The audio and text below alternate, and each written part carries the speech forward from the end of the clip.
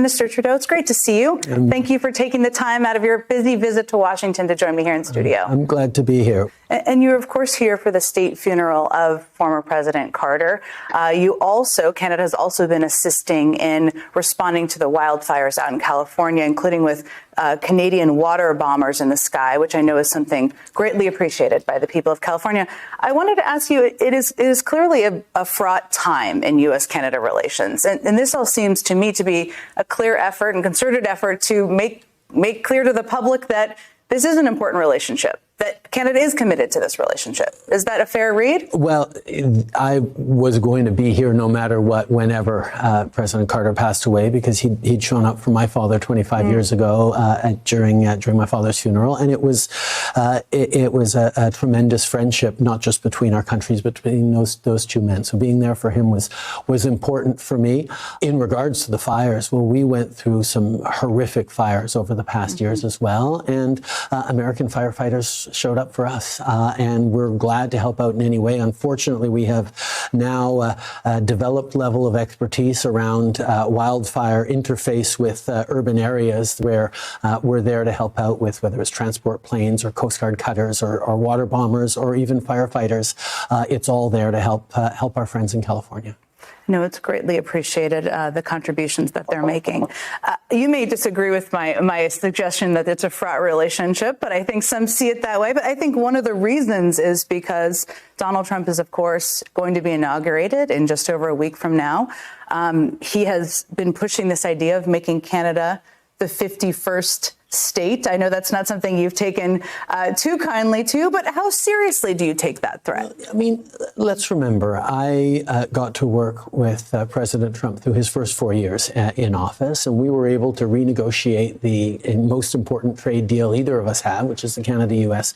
Free Trade Deal, in a way that was beneficial to both our countries. And I know that as a successful negotiator, he likes to keep people a little off balance. The 51st state, that's not going to happen. It's just a non-starter. Canadians are incredibly proud of being Canadian, but people are now talking about that as opposed to talking about, for example, what the impact of 25% tariffs on steel and aluminum coming into the United States, on energy, whether it's oil and gas or electricity. I mean, no American wants to pay 25% more for electricity or oil and gas coming in from Canada.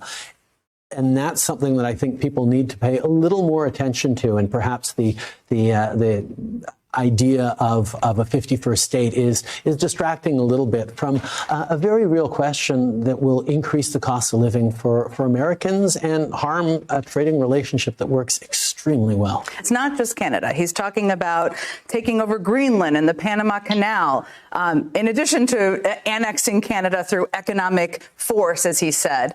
Do you think is this bullying? Is it trolling? Or should we not take seriously his expansionist desires? No. I think we definitely need to take that seriously. I think from my very first conversations with him way back in 2016, he told me how much he admires Canada, how much he appreciates and likes us. So I think there is a certain amount of flattery in this, that he thinks that we are as great as we are. He's right. We are great.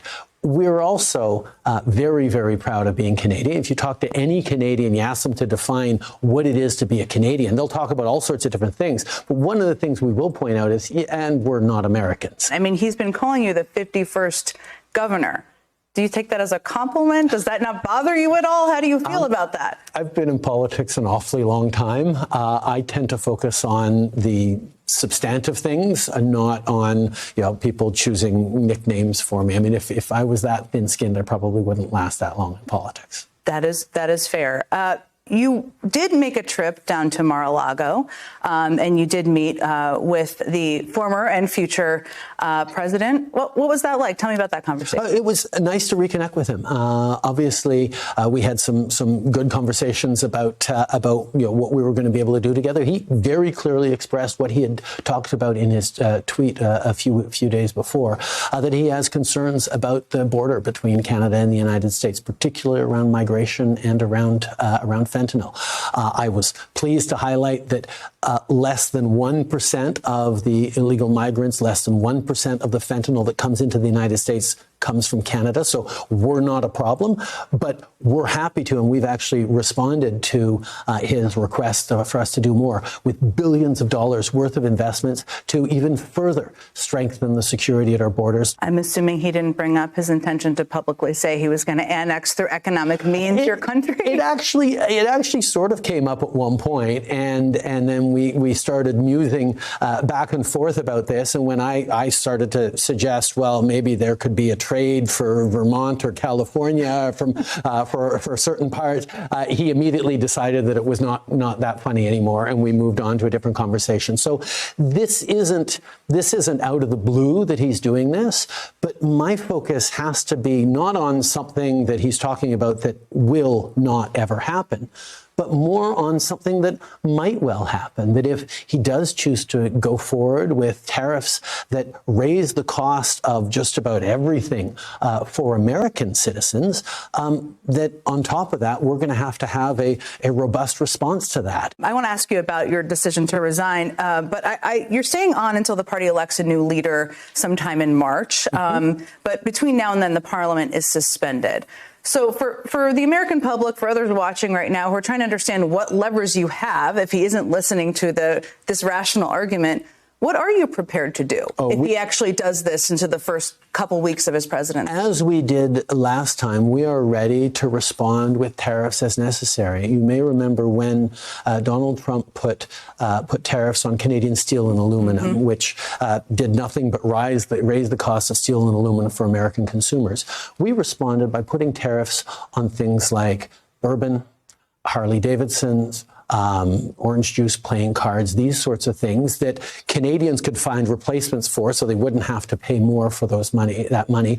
And it ended up causing a lot of loss in American businesses for whom Canada is their number one export partner. We are the number one export partner of about 35 different U.S. states. And anything that thickens the border between us ends up costing American citizens and American jobs.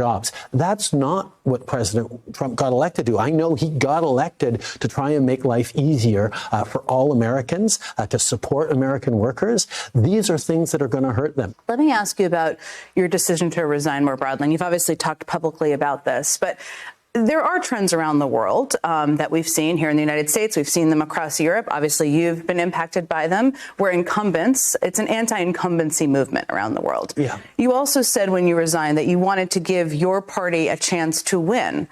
So I think from your perspective, I'm wondering, is it more of a global trend issue in terms of where your approval ratings are now, which is the lowest they've been in your nearly 10 years?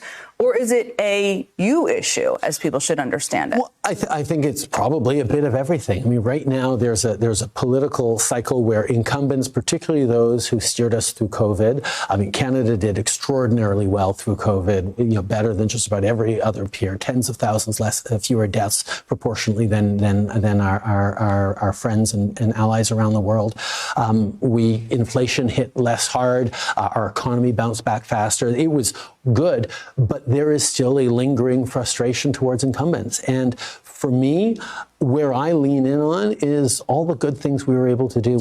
We've put forward policies that are going to make a difference for decades to come in Canada. And I think right now we're seeing a time in politics where emotions and social media is carrying an awful lot of weight in how people feel about things. But I'm always going to lean back on what are the substantive things that are being done? What are the substantive measures that make a big difference in people's lives? And standing up for the vulnerable, supporting people who need it, building an economy that works for the middle class. These are things that ultimately make the biggest difference in people's lives. One of the challenges or the things the Democratic Party here in the United States has been grappling with post-election is this critique that they're out of touch with the public. And that's one of the critiques of the Liberal Party in Canada as well. You've obviously made a decision to resign. Are there any lessons that can be learned from your time and what you've experienced for people here in the United States, Democratic Party? One of the things that progressives, whether they're Liberals or Democrats on either side of the border, need to remain focused on is cost of living and the economy. We're projected to have the fastest growing economy in the G7, even faster than the United United States next year. These are things that we did because we made sure that there were fewer barriers for minorities and women and vulnerable people to participate in the workforce. That's an economic narrative. That's understanding that you do better when everyone has a chance to contribute fully.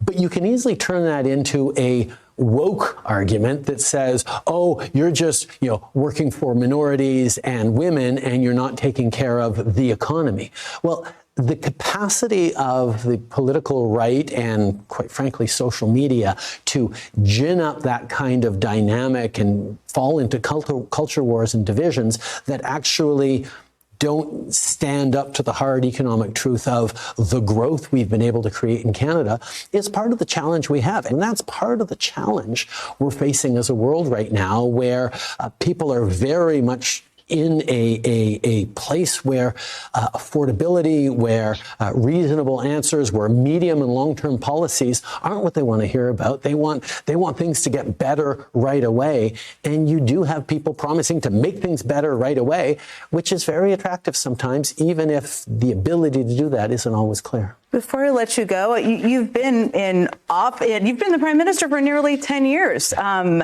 It's going to be a strange adjustment, I assume. What are you most looking forward to? I'm looking forward to resting, to taking a bit of break, it's a cliche, but it's a cliche for a reason, spending more time with my kids. My kids have, my two older kids have about a year and a half left in high school before they go off to university. The idea of being there for them as an active dad, making lunches and home when they get home from school is something that's really, really exciting to me. That I got into politics because I have kids, not in spite of my kids. I want to serve and build a better world. I think we did some really big things over these almost 10 years. Now it's time to be able to focus on ourselves as a family. Prime Minister Justin Trudeau, it was a pleasure speaking with you today. Thank you so much for taking